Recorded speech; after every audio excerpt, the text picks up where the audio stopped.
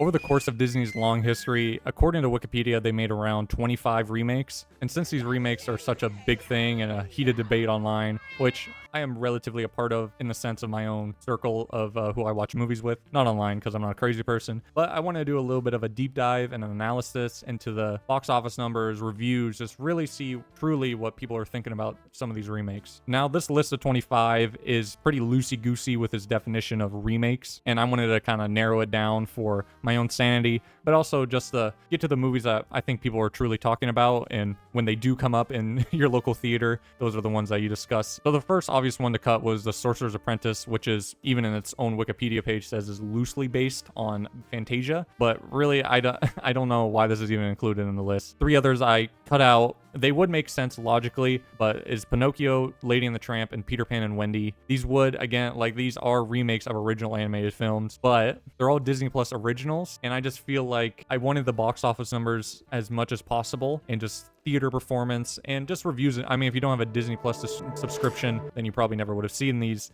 So I just limited it to theatrical movies that came out. So cutting these three, again, all Disney Plus originals. And the last piece of criteria that was the true killer that narrowed down this list was I removed all things that are not directly one-to-one, well, not one-to-one, but remakes of original films. So Mufasa, it is based in the Lion King universe, but there's no Mufasa original animated film. Didn't include that. Things like Cruella, again, a part of that universe, but it's not remaking anything. Think of like How to Train Your Dragon, this new one, how it's almost in a way like a one-for-one remake, or Lilo and Stitch, which I saw obviously changes some things, but I think in a lot of these sequels, Christopher Robin, the original, I guess there was an original Jungle Book that's more based on the actual books than the animated film. So all these I decided to cut, and you can disagree as much as you want. Some of these actually did pretty well, reviews and box office wise, but I think it still leaves us with a pretty good list of Lilo and Stitch, Snow White, The Little Mermaid, Mulan, The Lion King, Aladdin, Dumbo, Beauty and the Beast, The Jungle Book, Cinderella, Alice in Wonderland, and 101 Dalmatians. These are all the remakes, and then obviously the corresponding original animated films, which brought their own challenges in a way. Like the original Dumbo from 1941, its box office numbers are pretty shoddy in reliability, to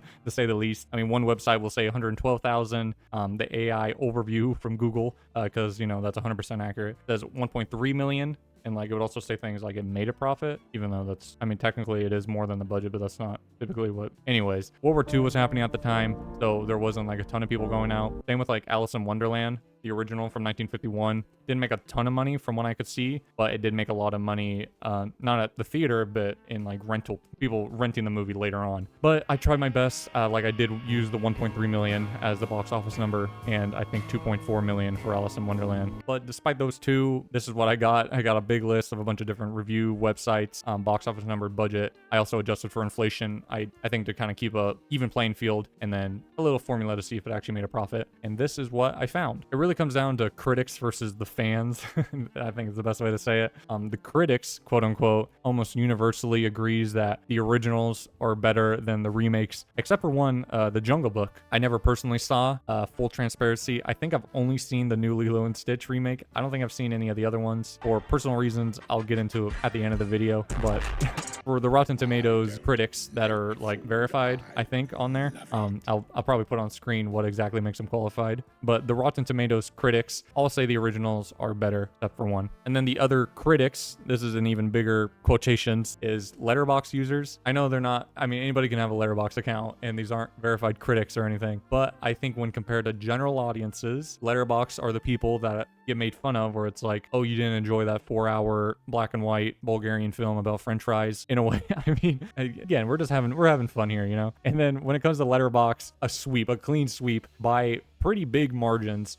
They like the originals more than the remakes. Like, not even the Jungle Book could survive the Letterboxd crowd. Okay, and then comes the other side, the fans. I guess all these people are fans, but this is the popcorn meter from Rotten Tomatoes. This, I think, is more of a general audiences. This is the slop enjoyers. I don't know what to say. But anyways, they do like the remakes. Surprisingly, not all the time, but they have 4 movies higher ranked than the originals. They have Lilo and Stitch, The Little Mermaid, Aladdin, and again, The Jungle Book. So I guess Rotten Tomatoes just loves the remake of The Jungle Book. And what's even crazier is for the popcorn meter in general, there is an average increase of people liking the remakes more than the originals. Like some of these remakes, Little Mermaid, Lilo and Stitch, Aladdin are all getting 92+ percentages. The big drops are Mulan and even the new Snow White, which we'll get into, made very little money, but that is at a 70%, and that's higher rated than 3 of the other remakes from years prior. So people are just liking these more. I think it's kind of a prequel Star Wars situation, which I am guilty of. I think if you're just grown up with a lot of these movies, then seeing them again on the big screen, even with worse quality and less artistic vision, you just love it. You want to go see it. And in a way, the people speak with their wallets. So another indicator of how exactly these movies, these remakes do is box office numbers. Now, I did adjusted amounts because I don't think it's fair to compare some of these movies to originally what they made to these multi-$100 million budgets that are getting made. Like, I think just to give an even playing field, adjusted for inflation is best. And surprisingly, only about half of the remakes did better box office wise than the originals. I guess that's not surprising. I guess a different way to look at it is actually pretty good. I mean, again, they're releasing the same movie, quote unquote, 2 separate times and making a lot of money most of the time. But yeah, just overall, it's like a 50-50 shot if it's gonna do well for these remakes. I mean, just look at total polar opposites. You see Snow White made very little money, didn't even make its budget back, and Lilo and Stitch made double what it made in 2002, I believe. So with all this, who's right? I averaged everything. I averaged the Rotten Tomatoes, the popcorn meter, also IMDb, Letterboxd. I averaged it all up, and across the board, people like the originals more. I guess not too surprising. But a different way you could look at it, at the same time, while the originals do get higher reviews, box office wise, again, it's pretty in the same field of the originals, just with, like, they're not doing as well when it comes to critics, because again, I think people somewhat think like me, like, why are these getting made? Like, just go watch the originals. But sometimes it does make sense. Like Alice in Wonderland and Dumbo, they had troublesome entries into the theatrical market. So it almost makes sense to re-release them, remake them to a brand new audience. Though Dumbo did pretty bad, I think, money wise and ratings wise, but that's besides the point. And yeah, again, it introduces it to a whole new audience, because for parents that are lazy to show their children the original films, or, you know, they might not even be available anymore. Who knows? Everything's going to streaming. So either you sail the high seas or you go see the new Lilo and Stitch. And I don't even fully blame Disney in a way, because Lion King made a ton of money. That nostalgia market there is insane. I mean, Lilo and Stitch made $1 billion, and that is pure nostalgia. I can't imagine if this movie just came out on its own, just fresh off a whim, it would make $1 billion.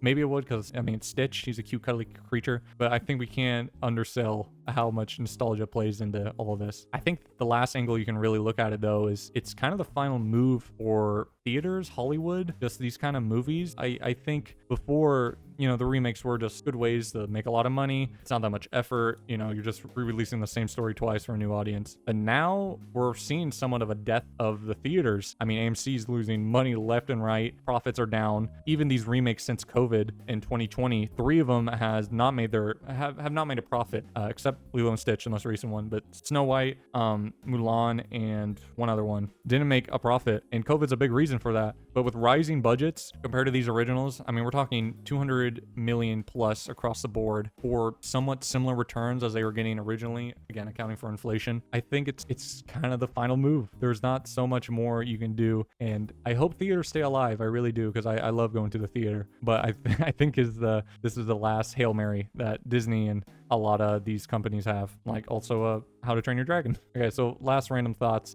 Snow White, the original, made a ton of money. I think maybe my inflation calculator was off or something, because again, I just put in the box office numbers, put in a calculator to see what the inflation amount would be today. Other websites have it much less than the 4 billion that I had it at, so I don't really know what's up with that. I think they're going more off of ticket prices and like inflation for that type of thing, but made a ton of money either way. I think one of the most of all time. Lion King made a ton of money both times, like $2 billion on both the original and the remake. Snow White, also at the same time, the remake made very little money. Actually, it made no money. It had no profit. It made below its budget and was reviewed pretty poorly. So it's just the polar opposites is very interesting, honestly. And then the last little fun fact is 3 remakes came out in 2019: Lion King, Aladdin, and Dumbo, which I think this is where people started getting that taste of just your corporate greed. I think, like, okay, do we really need all these remakes? And I think COVID, in a way, saved us from some of these. Though we have a ton. We have Moana that's coming up, and Moana came out a couple years ago, so they're not even